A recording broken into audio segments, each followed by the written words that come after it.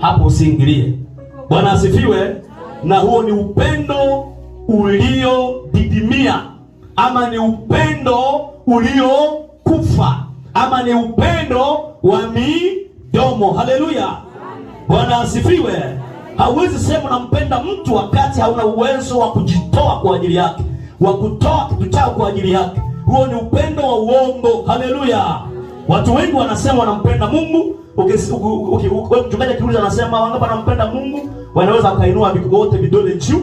Lakini vile vile upendo wakati mwingine unapimwa kwa vile unavyojitoa kwa Mungu. Na sadaka ya mtu inalingana kulingana na mapato yake. Bwana asifiwe. Mbele ya Mungu sadaka ni moja, lakini inapimwa kwa kiwango cha nini? Cha uwezo ambao Mungu aliokubariki nao. Haleluya.